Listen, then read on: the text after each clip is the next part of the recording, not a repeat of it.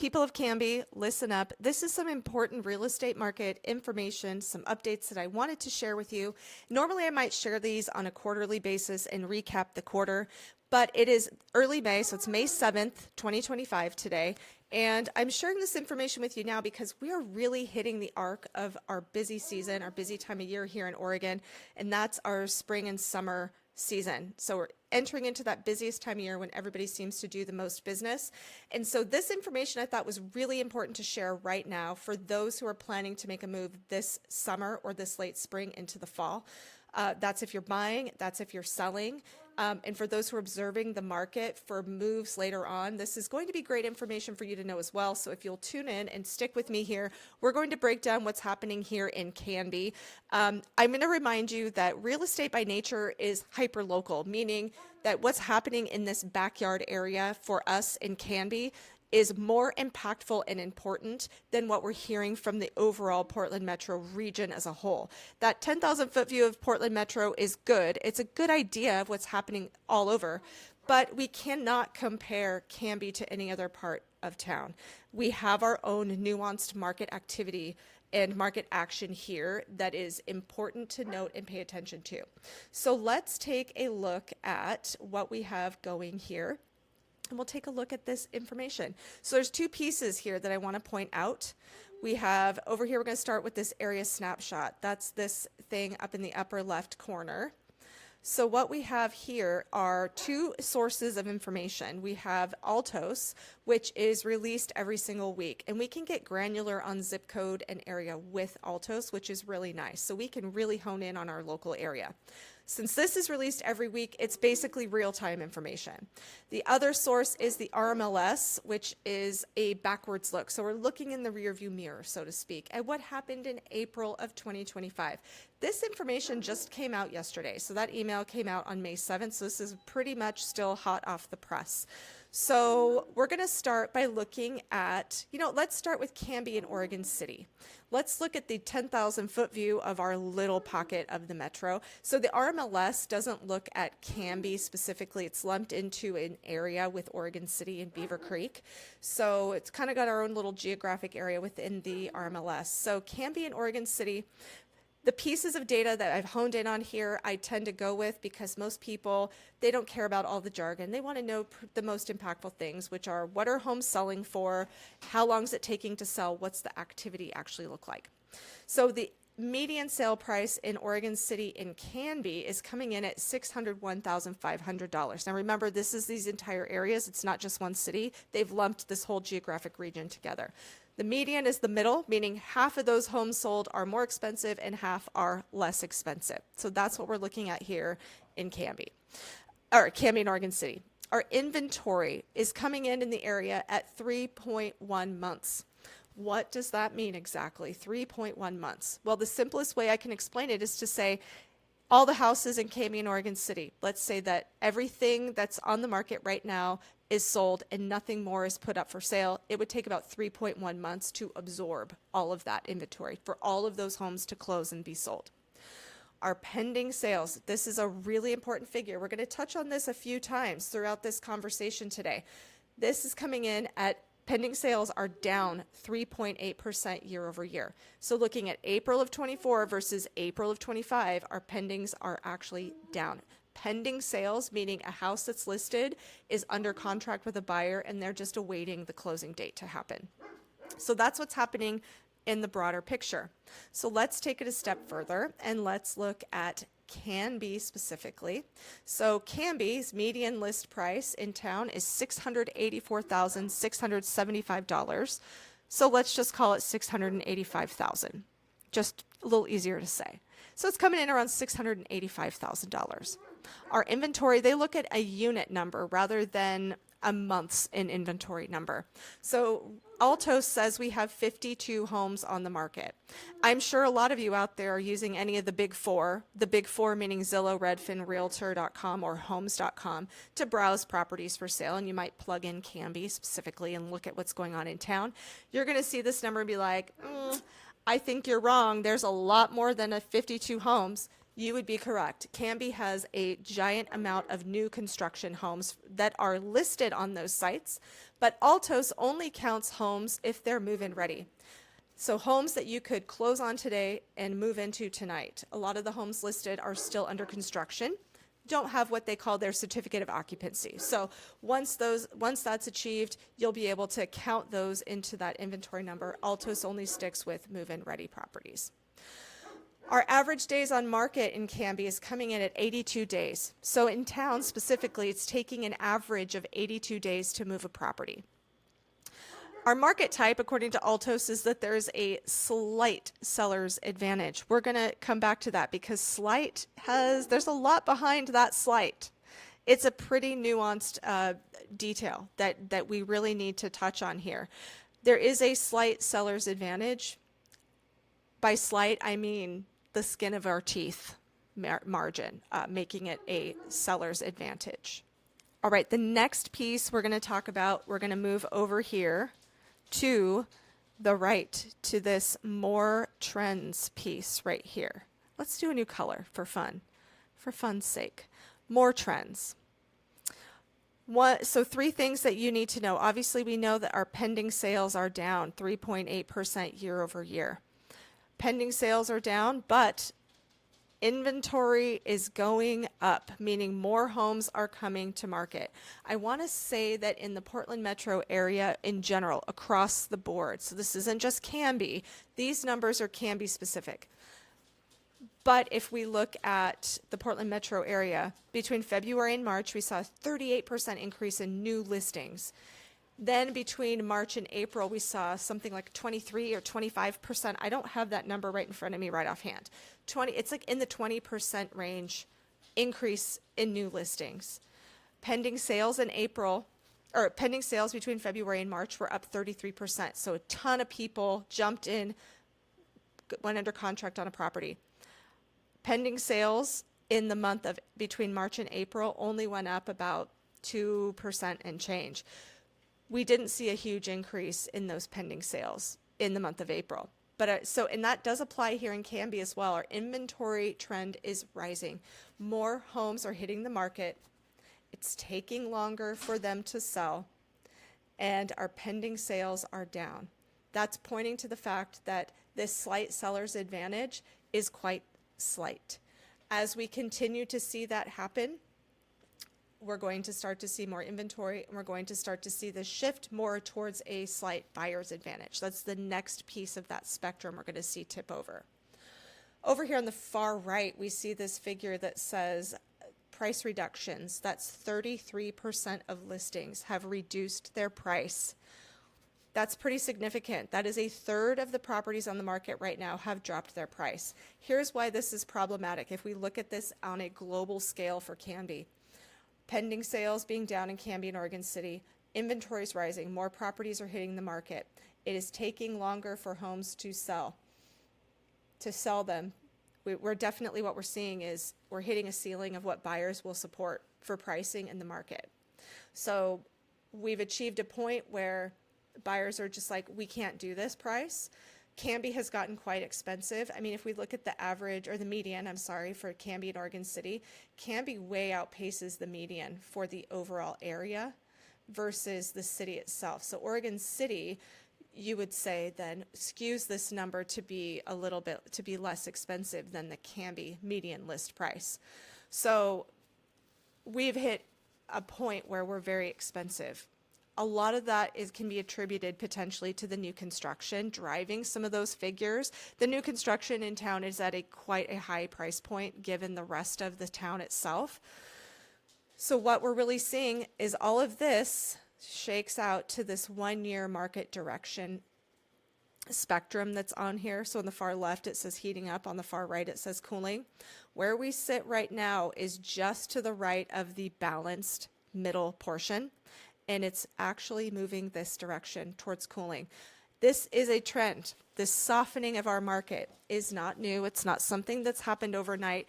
It is a trend that has been building since late 2024. So if you've been watching things at all, you've seen we've been moving in this cooling direction. Prices have hit a ceiling.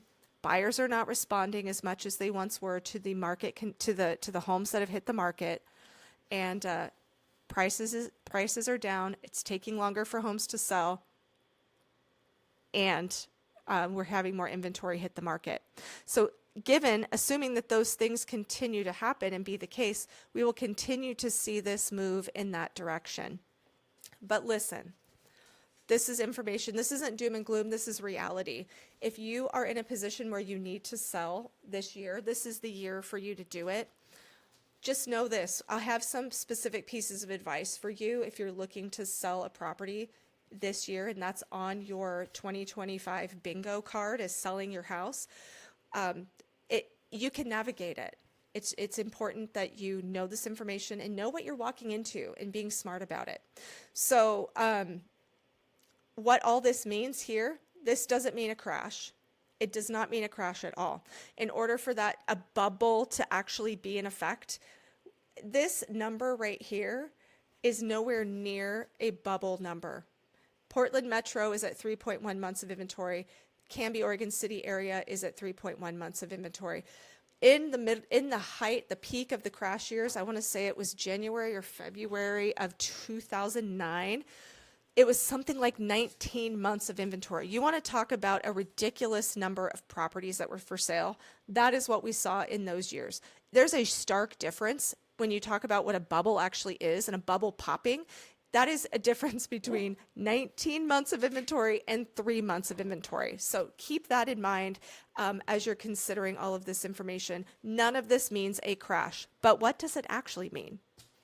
All of this means we are walking into a market that is a lot like what we saw pre-COVID. That wasn't necessarily a bad thing.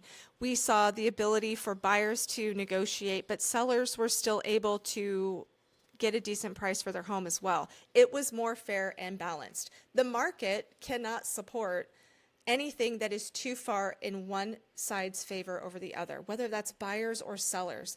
I think everybody overall would be in a much better position as far as the market was concerned if we were able to live more in this balanced position. Sellers, you need buyers who can afford to buy your house. You need buyers who can come in and afford to purchase it and are willing to purchase it at a price that they feel that they can support. Buyers, you need inventory. You need homes to look at. The more choices you have, the better it is for you overall. We want just enough inventory and just enough competition to keep things going along at a good level. We cannot have these far pendulum swings. Those are the aspects that are actually pretty hard to navigate for everybody and make things worse. We saw what happened with the crash on the one extreme and what that did to the real estate market.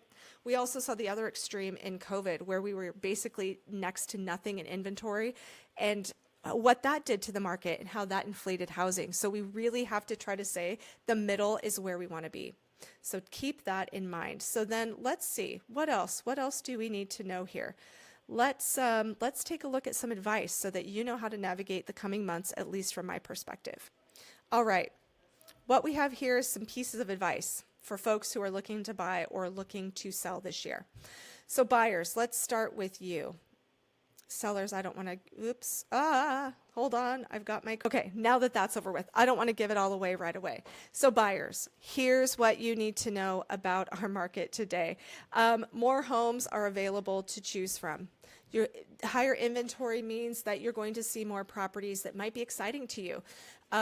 You might be able to act with less urgency. Maybe over the last 5 years, you've heard horror stories from neighbors and friends and family and so on who tried to purchase homes when interest rates were really low and all that jazz was happening, and how just frantic it was. You'd see a home and you'd have to decide on the spot at the drop of a hat if you're going to place an offer, and then have to, waive every contingency, meaning no inspections, no repairs, appraisal gaps. Here's my kid being on the black market just to be able to win in a bidding war on a house.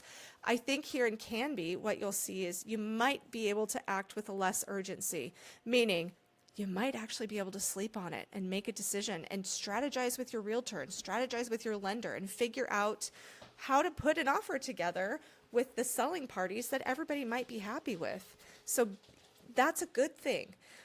You might find that it's still a competitive market under $600,000. It's crazy to think that $500,000 is around a first-time home buyer or that modest home price point. blows my mind too. Okay, I'm not over here. It doesn't make me feel comfortable exactly for my clients who are first-time buyers and want to be in Canby. But so potentially be prepared. You might see things get to be really competitive under $600,000. Sellers, don't think I was not going to address your concerns or your advice in all of this. So here are the pieces you need to know. I'm going to speak to you a lot more because there's a lot of paradigm shifts you're going to need to start making as a seller to set yourself up for success as much as possible in the market we're walking into. And that we're actually, I wouldn't even say walking into, that we're actually in. So listen up and listen carefully. Market is price sensitive. I will say that again. The buyer market is price sensitive.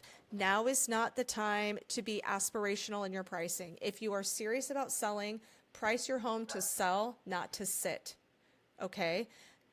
Be very strategic. At this point in time, my advice is it's better to be coming in just below where the market is rather than to come up and then think buyers are going to write an offer for what they want to pay. It almost never works that way. I shouldn't say never, but almost never. It does happen once in a while where somebody will come in and write under ask and you think you have negotiating room. But the problem is if you price it wrong from the gate, you're going to struggle throughout and you're going to end up chasing the market down. So it's really important right now, especially as we're in a softening trend, right? We're cooling. You don't have that ability right now to push the price and set a new record for your neighborhood. If you're serious about selling, price it to sell. List smart. There's a lot that can go into that particular piece of advice. Listing smart is really important. That includes pricing. Pricing is obviously number one. Marketing is the other piece, and they go together very well. They're like peanut butter and jelly. You cannot outmarket a bad price. You might think, well, our agent can just spend more money, do more marketing and more and more and more. You can't. You could spend $1 million to sell your $500,000 house, but it may not even sell if it's not the right price. All right. So just know that the marketing and the list price go hand in hand. It's a peanut butter and jelly situation. Listing smart also includes the fact that, look, there's a lot of you're going to have competition. It's just the reality of where we're at right now. We have a lot of new construction in Canby, and what's lovely about new construction to a buyer, it has a home warranty with the builder. It's brand new. They're not dealing with somebody else's deferred maintenance that they're inheriting. It's fresh and it's a clean slate. And they will pay a premium for that. Do not use new construction homes to comp your home. If you have what we call a resale home, which resale equals used, a used house. So be prepared to price your home accordingly. You're not a new construction owner. Even if your house is a couple years old, it's still a couple years old and it's used. Okay, you can get a little bit better price than a 25-year-old house. But again, a lot of that, I would just be very cautious in comparing properties when you are pricing your home for sale. So with that said, your home should be in the best position possible. These buyers, remember, inventory is rising. That means buyers have more choices. New construction being one of those choices that they have at their disposal. So what should you do? Present your home in the best way possible. Curb appeal in the front yard. And I'm not saying landscape overhaul. I'm saying keep it mowed, keep it edged, prune and trim the bushes, keep the weeds, everything cleaned, pressure wash. Those are things that are work, but it's not hard to do. Put your home's best foot forward. Then deferred maintenance things that are going to make your home look less appealing. Yes, you can price to sell if the home needs a roof or if there's a significant amount of deferred maintenance. Obviously, you price a home to sell given those things that a buyer is going to need to do after closing. But if it's stuff that you can take care of it. I suggest a pre-inspection on your listing prior to even listing the property for sale. That's going to give you a punch list of things that a buyer's inspector may also find once you're under contract. It's going to make things go a lot more smoothly for you. Take as many hassles out of the equation in the beginning before you put the home on the market. You still might have things come up, but at the end of the day, if you're taking care of those things, you're increasing your chances for things to go smoothly. Marketing, again, like I said earlier, marketing and price go hand in hand. Well, yes, but make sure that your home is being marketed to the market, to the audience that's going to be attracted to this home. It's more important now than ever. When there's more competition, your home has to stand out. Not a post and pray, not let's take cell phone photos. Professional photos are a must. Make sure that you're working with somebody who understands the nuances of marketing, how to geo-target, how to target different audiences, how to put your home in different places. Is it social media? Is it video? Is it promoted and paid advertising? Is it mail? Is it circle dial? Whatever it is, turn over every stone. Your listing agent should be open to doing that. We can't say what the cost is because there is no set cost, but I would tell you to interview different agents and see what they're bringing in terms of value and what's going to make the most sense in your eyes to sell your property in the easiest fashion possible for you. So given all of this, you do all the things to set yourself up for success as much as possible. You are, looking at taking care of those minor repairs, making sure your home is clean and decluttered and the marketing is on point. You're setting yourself up for success to sell in the least amount of time possible for the most money possible. However, I would still say you should expect a longer time to sell.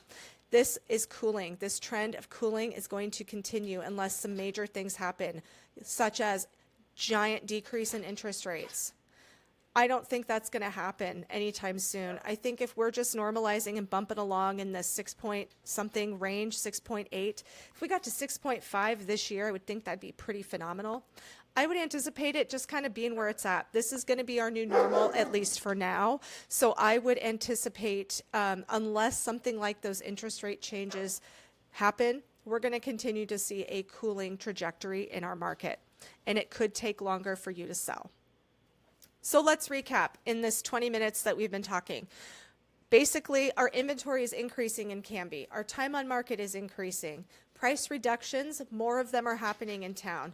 Our inventory is going up. So there's more competition. For buyers, that's a great thing. More options. For sellers, time to be on your A game. You're going to have to step it up. You're going to need to take more time and actually make a plan. Throwing things at a wall and doing things at a moment's notice just to get your home listed, it might work, but set yourself up for success and take the time to do it the right way. It's almost always going to be better for you in the long run. And so also I will add, and I say this a lot, I have a podcast on my YouTube channel called Real Estate Recess. And I mention this a lot with a lot of the partners I talk about in interview when I have them on. It matters more now than ever who you work with. Canby is a nuanced market. As you can see, we cannot compare Canby to even Oregon City. They do lump us together in the MLS, but when we stand them alone, we're two different areas with different market factors at play. Our population is under 20,000 people. We are not a big city. We are not subject to the same forces that Portland is going to see, or even some of these areas of Portland. For instance, North Portland, in the month, so this is going back to March 24 versus 25, Canby is different from some of these areas. North Portland, their pending sales were up 20%. Ours were down 8.8% in March. We're down versus some of these other areas. Is the agent you're working with, do they understand the nuances of this market? Do they live, do they work here? Or are they even at least able to really get granular and dig into that data? Because that stuff is what really matters. Does that individual you're working with really understand the market? So I would say interview people, make sure that they get it, that they understand this town, because this is a special little spot on the map.